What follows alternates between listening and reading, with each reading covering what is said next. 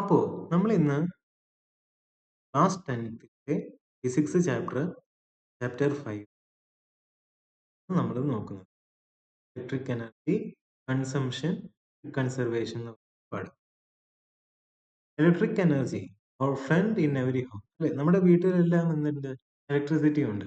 നമ്മൾ ഈ പാഠത്തില് കൂടുതൽ ഇലക്ട്രിസിറ്റിനെ കുറിച്ച് എന്താണെന്ന് നമുക്കൊരു ചെറിയ കഥയിൽ നിന്ന് തുടങ്ങാം. ഈ ചിത്രം നോക്കൂ. ഇവിടെ എന്താണ്? ഫാന് കറങ്ങുന്നുണ്ട്, ലൈറ്റ് ഓൺ ആണ്. എന്താണ്? വീട്ടിൽ ആരുമില്ല. നിങ്ങൾ ഇതേപോലെ എവിടെയെങ്കിലും കണ്ടിട്ടുണ്ടോ? നമ്മുടെ വീട്ടുകളിൽ തന്നെ ചിലപ്പോൾ നമ്മൾ ഇതുപോലെ ഫാനും ലൈറ്റും വേറെ വീടുകളിലോ ഒക്കെ സംഭവിക്കുന്നത് കാണാറുണ്ട്. ആവശ്യമില്ലെങ്കിൽ പോലും ഇലക്ട്രിസിറ്റി ഉപയോഗിക്കുന്നത്. Is this A good use of electricity? ഇങ്ങനെയാണോ നമ്മൾ ഇലക്ട്രിസിറ്റി ഒരു നല്ല ഉപയോഗം ചെയ്യേണ്ടത്? എന്തുകൊണ്ടാണ് ഇതാണ് ഇത് ഒരു ഇലക്ട്രിസിറ്റി ഉപയോഗിക്കുന്നത് നന്നായിട്ട് തോന്നുന്നുണ്ട്? ഉപയോഗിക്കുന്നത് തോന്നുന്നു. എന്താണ് നിങ്ങളുടെ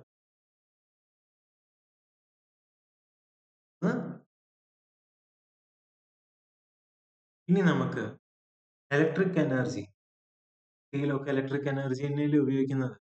ഇതൊരു ഇലക്ട്രിക് ഇലക്ട്രോണിക്സ്, ഇതൊരു വർക്ക് ചെയ്യുന്ന മെഷീൻ ഇലക്ട്രിസിറ്റിയാണ് ഉപയോഗിക്കുന്നത്. ഇലക്ട്രിക് എനർജി വിളിക്കുന്നത്. മിക്സിയുടെ കേസ് എടുക്കുകയാണ്. ആ മിക്സിന്റെ ഉള്ളിലെ ബ്ലേഡ് സ്പിൻ ചെയ്യുന്നുണ്ട്. എന്ത് എനർജിയാണ്? ആ ബ്ലേഡ് സ്പിൻ ചെയ്യുന്നത് എന്ത് എനർജിയാണ്? ഇലക്ട്രിക് എനർജി എന്ത് എനർജി ആയിട്ടാ മാറും? Mechanical energy. സ്പിൻ ചെയ്യുന്നത് എന്ത് എനർജി? മെക്കാനിക്കൽ.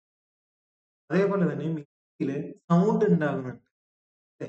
ഇപ്പൊ കറണ്ട് മൂലം മിക്സിയിൽ സൗണ്ട് ഉണ്ടാകുന്നുണ്ടെങ്കിൽ അതിന് ആ ശബ്ദം ഉണ്ടാക്കുന്ന എനർജി എന്ത് എനർജി?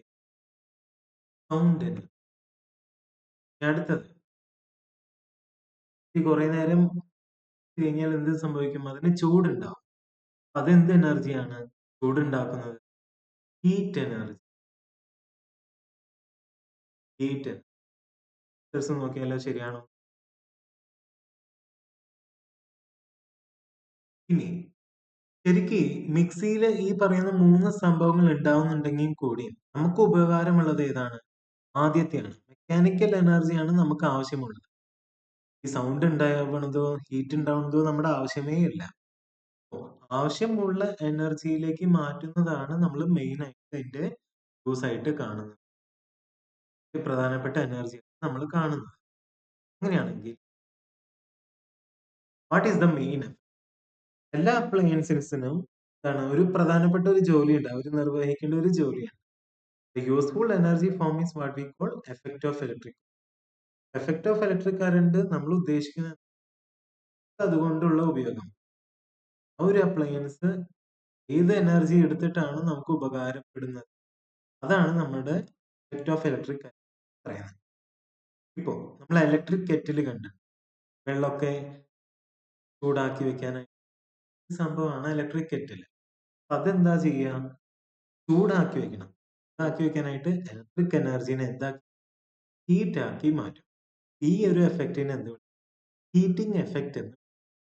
ഇനി അയൺ, ഇലക്ട്രിക് അയൺ, നമ്മൾ ഡ്രസ്സൊക്കെ തേക്കുന്ന അയൺ ബോക്സ് ഇങ്ങനെയാണ്. എന്താണ് പ്രധാനപ്പെട്ട എനർജി വിടുന്നത്? ഇലക്ട്രിക് എനർജിനെ എന്താക്കി? ഹീറ്റ് എനർജി ആക്കി മാറ്റും. ഇനി ഈ ഒരു എഫക്റ്റിന് എന്താ വിളിക്കുന്നത്? ഹീറ്റിംഗ് എഫക്റ്റ് എന്നാണ് വിളിക്കുന്നത്.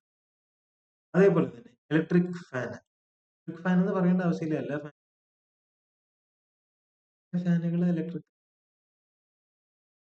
ഇലക്ട്രിക് ഫാൻ എന്തായിരിക്കും? ഇലക്ട്രിസിറ്റിനെ എന്താക്കി മാറ്റും? Mechanical energy. തിരിയുന്നത് കൊണ്ട് അതെന്തായാലും മെക്കാനിക്കൽ എനർജി. മെക്കാനിക്കൽ എനർജി കൊണ്ടാണ് നമുക്ക് ഇലക്ട്രിക് എനർജിനെ മെക്കാനിക്കൽ എനർജി. ഇതിന് എന്ത് എഫക്റ്റ് എന്ന് പറയുന്നത്? Mechanical effect. ക്ലിയർ ആണല്ലോ? In effect effect.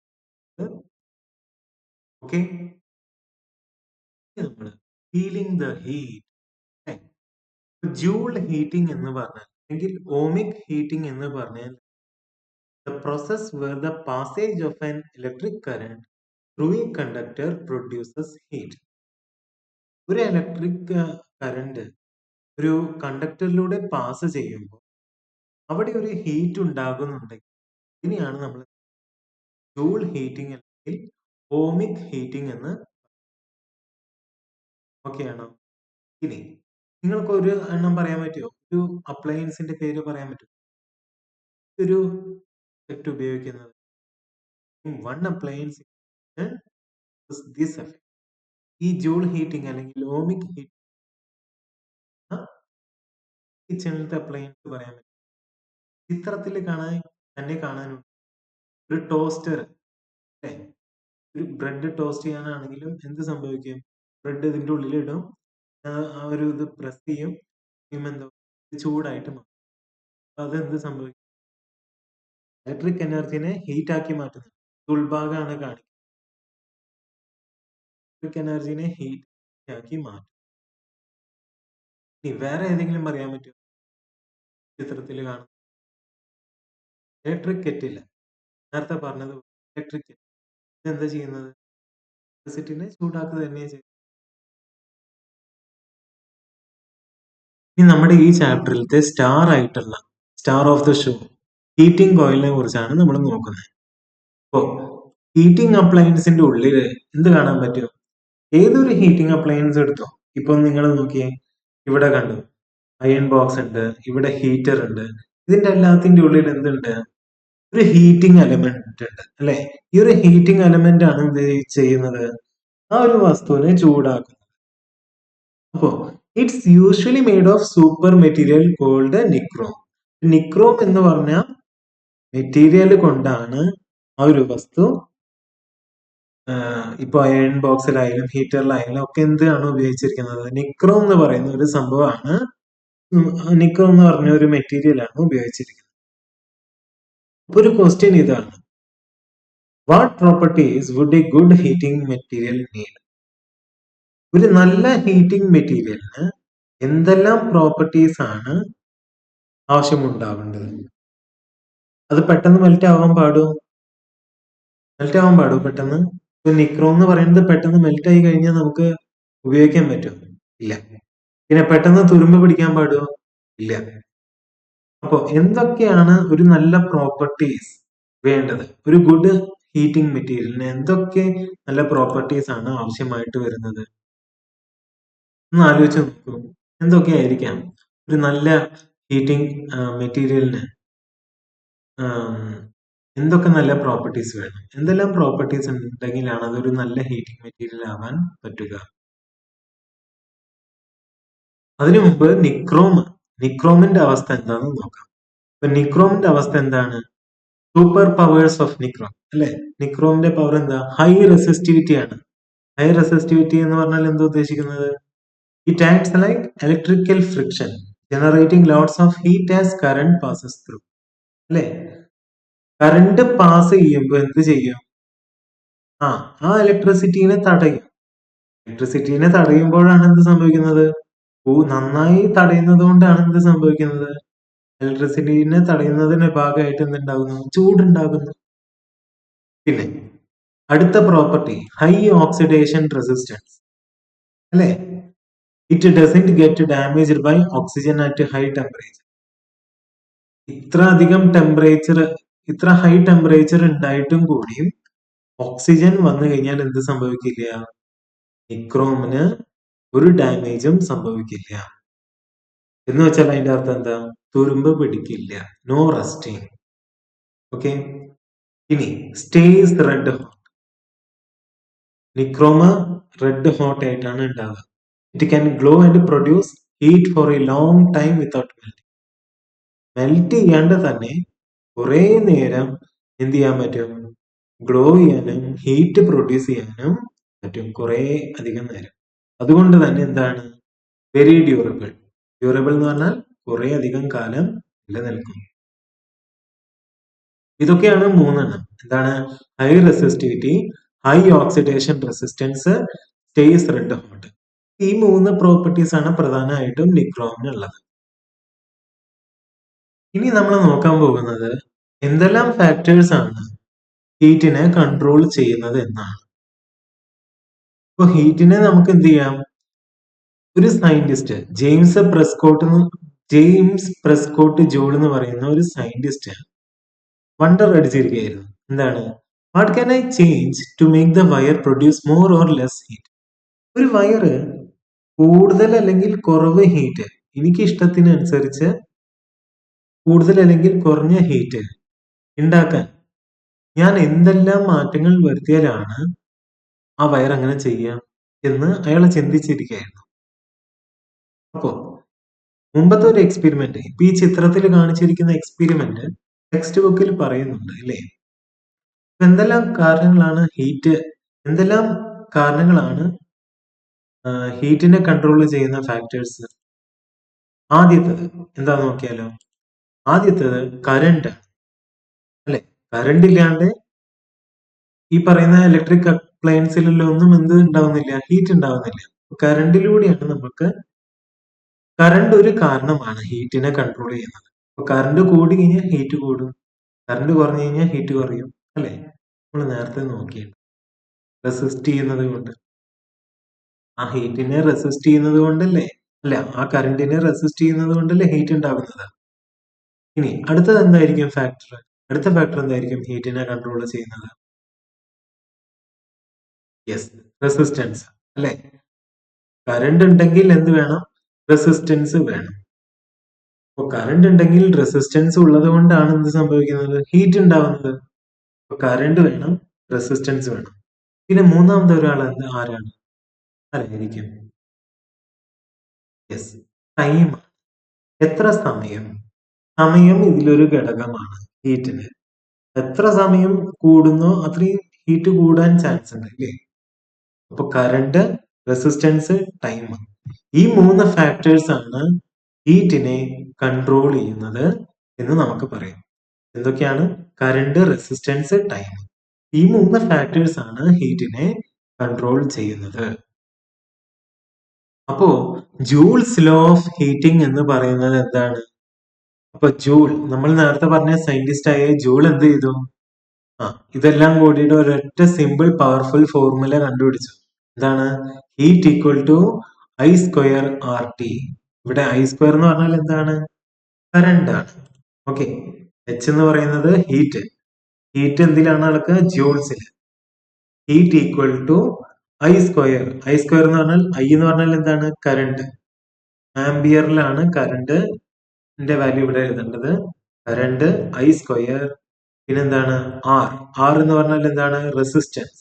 റെസിസ്റ്റൻസിന്റെ SI യൂണിറ്റ് ഓം ആണ്. പിന്നെന്താണ്? ടൈം. ടൈം എന്ന് പറഞ്ഞാൽ സെക്കൻഡ്സിലാണ് എഴുതേണ്ടത്. ഏതൊരു ടൈം കിട്ടിയാലും മിനിറ്റ് ആയാലും ഹവർ ആയാലും അതിനെ സെക്കൻഡ്സിലേക്ക് മാറ്റിയിട്ട് വേണം ഈ ഒരു ഇക്വേഷനിൽ ഉപയോഗിക്കാൻ. അപ്പൊ ഹീറ്റ് ഈക്വൽ ടു എന്താണ്? ഐ സ്ക്വയർ ആർ ടി എന്നാണ് ജൂൾസ് ലോ ഓഫ് ഹീറ്റിംഗിന്റെ ഫോർമുല. അപ്പൊ ജൂൾസ് ലോ എന്താണ്? Heat equal to I square R T. ഇനി the I square is super important. ഐ സ്ക്വയർ എന്താണ്? ഏറ്റവും പ്രധാനമാണ്. If you double the current you get 4 times the heat. അപ്പൊ നമ്മൾ കറണ്ട് ഡബിൾ ചെയ്ത് കഴിഞ്ഞാൽ എന്താ കിട്ടുക? ഹീറ്റ് 4 മടങ്ങ് വർദ്ധിക്കും. കറണ്ട് ഡബിൾ ചെയ്താൽ ഹീറ്റ് 4 മടങ്ങ്. ഓക്കെ, ഇനി നമുക്കൊരു ഹീറ്റ് മിക്സ്ചർ, ഈ ഒരു കേസ് ഒന്ന് സോൾവ് ചെയ്താലോ? എന്താണ് case? The current of 0.5 ampere. 0.5 ampere നേരത്തെ ഞാൻ പറഞ്ഞു കറണ്ടിനെയാണ് ആംപിയറിൽ എന്ന് പറയാം. ഓക്കെ, ഇവിടെ കണ്ടോ? കറണ്ട് ആണ് ആംപിയറിൽ നമ്മൾ പറയേണ്ടത്. 0.5 ആംപിയർ എന്ന് പറഞ്ഞാൽ എന്താണ്? കറണ്ട് ആണ്. ഫ്ലോസ് ത്രൂ എ കണ്ടക്ടർ വിത്ത് 100 ഓം. ഓം എന്ന് പറഞ്ഞാൽ എന്താണ്? റെസിസ്റ്റൻസ്. റെസിസ്റ്റൻസിന്റെ വാല്യൂ ആണ് 100 ഓം. ഓക്കെ, ഒരു കണ്ടക്ടറിലൂടെ 0.5 ആംപിയറിൽ കറണ്ട് ഫ്ലോ ചെയ്യുന്നു. റെസിസ്റ്റൻസ് എത്രയാണ്? 100 ഓം ആണ് റെസിസ്റ്റൻസ്. എത്ര ടൈം ആണ് പോയത്? 5 മിനിറ്റ്സ്. അപ്പൊ നമുക്ക് കണ്ടുപിടിക്കേണ്ടത് എന്താണ്? How much heat is produced? എത്ര ഹീറ്റ് ആണ് പ്രൊഡ്യൂസ് ചെയ്തത്? ചെയ്യാൻ പറ്റുമോ നമുക്ക് നേരത്തെ ഇക്വേഷൻ വെച്ചിട്ട്? ഹീറ്റ് ഈക്വൽ ടു എന്താണ്? I square R T. Heat അപ്പോൾ കണ്ടുപിടിക്കണമെങ്കിൽ എന്ത് ചെയ്താൽ മതി? I R T, current, resistance, time, ഈ 3 വാല്യൂസ് ഇതിൽ സബ്സ്റ്റിറ്റ്യൂട്ട് ചെയ്താൽ പോരെ? ഇപ്പൊ ചെയ്ത് നോക്കാം, ഒരുമിച്ച് ചെയ്യാം. നമുക്കിവിടെ കറണ്ട് എന്താണ് തന്നിരിക്കുന്നത്? കറണ്ടിന് എങ്ങനെയാണ് ഡിനോട്ട് ചെയ്യാം? ഐ എന്ന് പറഞ്ഞിട്ടാണ് ഡിനോട്ട് ചെയ്യുക. ഐ എന്ന് പറയുന്നത് എത്രയാണ്? 0.5 ആംപിയർ. ഇതൊരു ക്ലൂ തന്നിട്ട് കറണ്ട് കിട്ടി. ഇനി എന്ത് വേണം? റെസിസ്റ്റൻസ് തന്നിട്ട് 100 ഓം എന്ന് തന്നു. റെസിസ്റ്റൻസ് എങ്ങനെയാണ്? ഇത് R, 100 ഓം ആണ് റെസിസ്റ്റൻസ്. ഇനി എന്താണ്? ടൈം എത്രയാണ്? 5 minutes. Time equal to 5 minutes. സെക്കൻഡ്സിലേക്കല്ലേ മാറ്റണ്ടേ? അതെങ്ങനെ മാറ്റും? 5 മിനിറ്റ് എന്ന് പറഞ്ഞിരിക്കും. 5 മിനിറ്റിന് എങ്ങനെയാ സെക്കൻഡ്സിലേക്ക് മാറ്റുക? 1 മിനിറ്റിൽ എത്ര സെക്കൻഡ് ഉണ്ട്? 60 സെക്കൻഡ് ഉണ്ട് അല്ലെ? 1 മിനിറ്റിൽ 60 സെക്കൻഡ് ഉണ്ടെങ്കിൽ 5 മിനിറ്റിൽ എത്ര സെക്കൻഡ് ഉണ്ടാവും? 5 ഇൻറ്റു 60 ഇൻറ്റു 60 എന്ന് പറഞ്ഞാൽ എത്രയാണ്? 300 സെക്കൻഡ് ഉണ്ടാവും. ഓക്കെ, 300 സെക്കൻഡ് ആണ് എന്തുണ്ടാവുക? ടൈം. ഇനി ഹീറ്റ് കണ്ടുപിടിക്കാനുള്ള ഫോർമുല എന്താ? H equal to I square R T എന്നാണ് ഫോർമുല. ഐ സ്ക്വയർ എന്ന് പറയുന്നത് എന്താണ്? ഇവിടെ 0.5 സ്ക്വയർ അല്ലെ? ആർ എത്രയാണ്? ഇൻറ്റു 100. റെസിസ്റ്റൻസ് 100 ആണ്. ടൈം എത്രയാണ്? 300 സെക്കൻഡ്. 300. ഇത്രയും ക്ലിയർ ആണോ? ഇനി ഇത് നമുക്ക് സോൾവ് ചെയ്യാം. 0.5 സ്ക്വയർ എന്ന് പറഞ്ഞാൽ അറിയാത്തവർക്കായിട്ട് പറയാം. 0.5 സ്ക്വയർ എന്ന് പറഞ്ഞാൽ 0.5 ഇൻറ്റു 0.5 എന്നാണ്. എന്ത് വരും? 5 ഇൻറ്റു 5 25. 500 ഇവിടെ 2 എന്ന് വരും. 0.0 ഇൻറ്റു 5 ഇവിടെ ഓൾറെഡി 0 വേണം. 0 ഇൻറ്റു 5 0, 0 ഇൻറ്റു 0 0. പിന്നെ 5 ആഡ് ചെയ്യാം.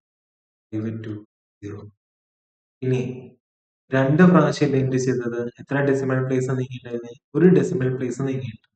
ഇവിടെ ഒരു ഡെസിമൽ പ്ലേസ് പിന്നോട്ട്, ഇവിടെ ഒരു ഡെസിമൽ പ്ലേസ് പിന്നോട്ട്. മൊത്തം എത്ര? 2 ഡെസിമൽ പ്ലേസ് പിന്നോട്ട് പോകും. എന്ത് വരും? 0.25.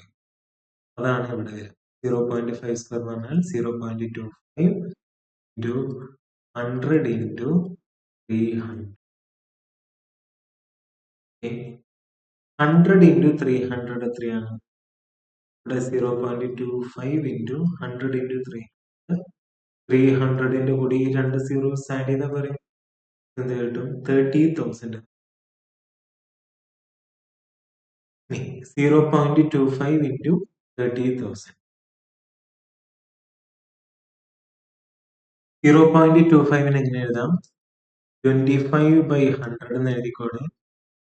25/100 ഇൻറ്റു 30,000 അല്ലെ? ഇവിടുത്തെ 2 സീറോ ക്യാൻസൽ ആയി, ഇവിടുത്തെ 2 സീറോ ക്യാൻസൽ. ബാക്കിയുള്ളത് എന്താണ്? 300 ഇൻറ്റു 25 ആണ്. 300 ചെയ്യേണ്ട ആവശ്യമുണ്ടോ? ബാക്കി 2 സീറോസ് അല്ലേ? അപ്പോൾ 25 ഇൻറ്റു 3 ചെയ്തിട്ട് 2 സീറോസ് ലാസ്റ്റ് ആഡ് ചെയ്താൽ മതി. ഇത്രയും ക്ലിയർ ആണല്ലോ? അപ്പോൾ 25 ഇൻറ്റു 3 എന്ന് വരും. 5 ഇൻറ്റു 3 15. 3 ഇൻറ്റു 2 6. 6 പ്ലസ് 7 അല്ല 6 പ്ലസ് 1 7. 75. പിന്നെ എന്ത് ചെയ്യണം? ഈ 2 സീറോസ് ആഡ് ചെയ്യണം. 7500 ജൂൾ. ചെയ്യുന്ന അവസാനം മറക്കരുത്. ഇതാണ് എന്ത്? നമ്മുടെ ഹീറ്റ് എന്ന് പറയുന്നത്. എത്ര ഹീറ്റ് ആണ് പ്രൊഡ്യൂസ് ചെയ്തത്? 7500 ജൂൾ ഹീറ്റ് ആണ് പ്രൊഡ്യൂസ് ആയത്.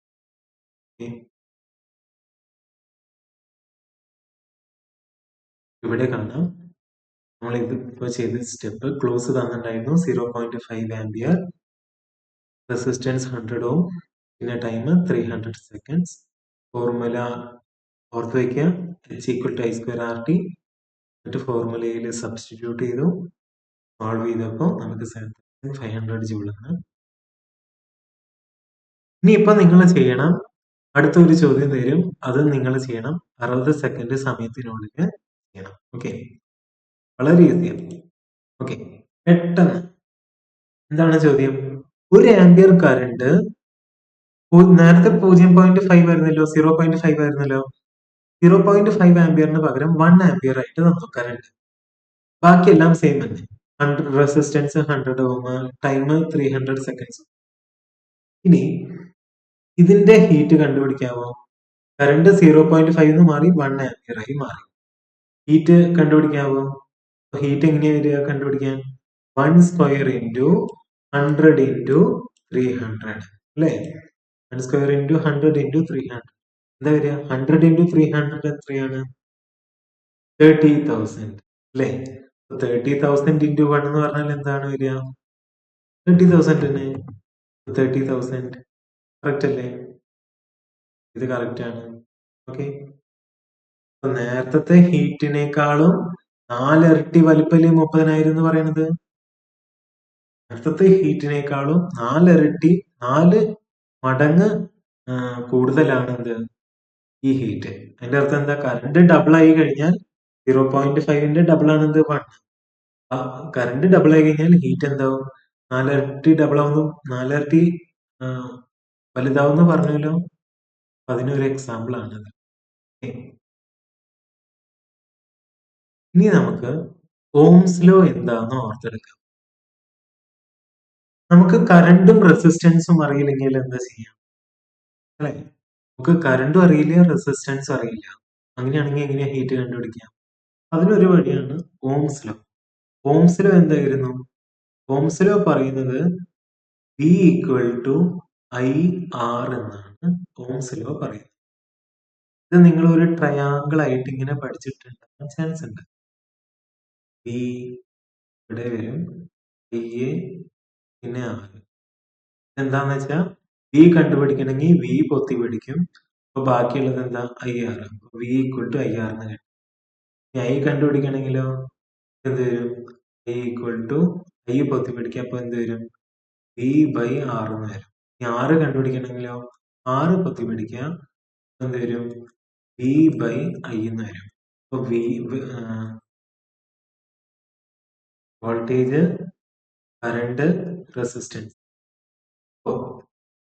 ഈ മൂന്നെണ്ണം കിട്ടാൻ നമുക്ക് പറ്റും. ഇങ്ങനെ ഈ ഒരു രീതിയിൽ. ഈ ഓംസ് ലോ ഞാൻ പറയാൻ കാരണം എന്താ? കറണ്ട് അല്ലെങ്കിൽ റെസിസ്റ്റൻസ് നമുക്ക് തന്നിട്ടില്ലെങ്കിൽ എങ്ങനെയാണ് ഹീറ്റ് കണ്ടുപിടിക്കുക എന്നത് പറയാൻ വേണ്ടിയാണ് ഞാനിപ്പോ ഓംസ് ലോ എടുത്തത്. അപ്പൊ ഹീറ്റിന്റെ ഇക്വേഷൻ എന്താണ്?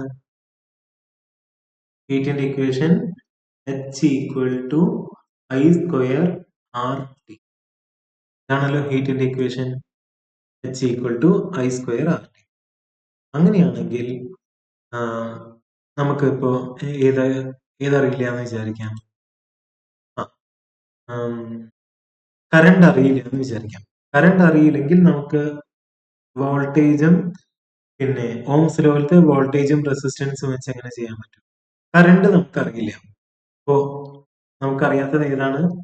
ഇവിടെ ഹീറ്റിന്റെ ഇക്വേഷനിൽ നമുക്ക് എന്താണ് അറിയാത്തത്? കറണ്ട് അറിയില്ല. അപ്പൊ കറണ്ട് അറിയില്ലെങ്കിൽ നമ്മൾ എന്ത് ചെയ്യും? H equal to I square RT എന്നാണ് ഫോർമുല. I സ്ക്വയർ RT എന്നാണ് ഫോർമുല. I ആണ് നമുക്കറിയാത്തത്. I-ന് പകരം നമ്മൾ എന്തെടുക്കും? ഇവിടെ എന്താ ഓംസ് ലോയില് I-ന് പകരം എന്താണ്? I equal to V by R എന്നല്ലേ? I equal to V by R എന്ന് എടുക്കും.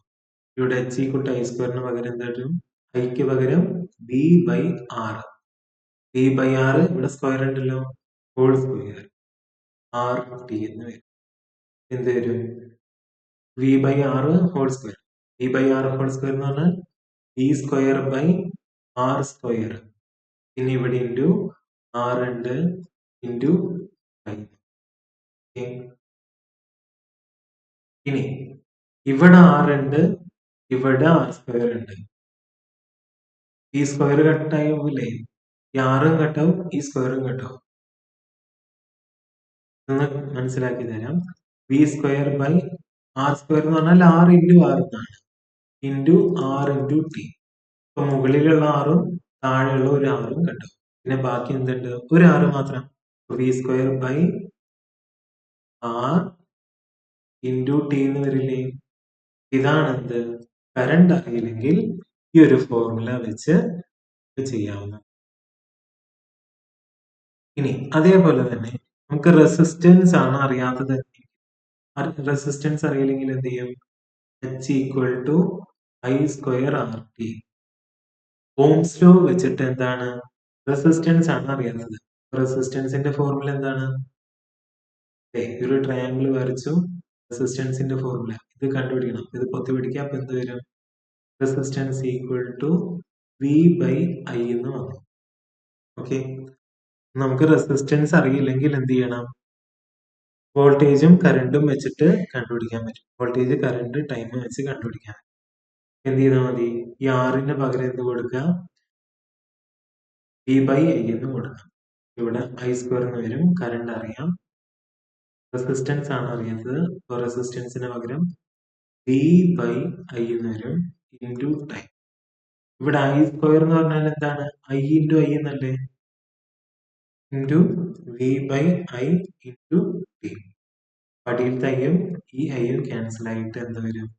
അടിയിൽ ഐ വരില്ല. എന്ത് വരും? ഫൈനൽ ആയിട്ട് കിട്ടുന്നത് IV. നമുക്ക് 3 ഫോർമുലാസ് അറിയാം. h equal to I²RT. പിന്നെ അടുത്തത് എന്താണ്? h equal to V²/R into T. പിന്നെ മൂന്നാമത്തത് h equal to I into V into T. Okay, ഇവിടെ തന്നിട്ടുണ്ട് 3 ബോക്സിലായിട്ട്. Original equation h equal to I²RT. ഇനി കറണ്ട് അറിയില്ലെങ്കിൽ വോൾട്ടേജും റെസിസ്റ്റൻസും വെച്ചിട്ട് എങ്ങനെ ചെയ്യും? It equal to V²/R into T. പിന്നെ വോൾട്ടേജും കറണ്ടും വെച്ചിട്ട് എങ്ങനെ ചെയ്യാം? റെസിസ്റ്റൻസ് തന്നില്ലെങ്കിൽ h equal to V into I into T. അപ്പോൾ നമുക്ക് 3 ടൂൾസ് കിട്ടിയിട്ടുണ്ടല്ലേ? അപ്പോൾ ഈ ഇതിലത്തെ പുതിയൊരു ടൂൾ ഉപയോഗിച്ചിട്ട് നമുക്ക് അടുത്തൊരു പ്രോബ്ലം ചെയ്യാം. അടുത്ത പ്രോബ്ലം ഇതാണ്. A heating appliance connected to 230 watt has a resistance of 920 ohm. Find the heat produced in 10 minutes. Voltage തന്നിട്ടുണ്ട്, റെസിസ്റ്റൻസ് തന്നിട്ടുണ്ട്, പിന്നെ ടൈം തന്നിട്ടുണ്ട്. എന്താ തരാത്തത്?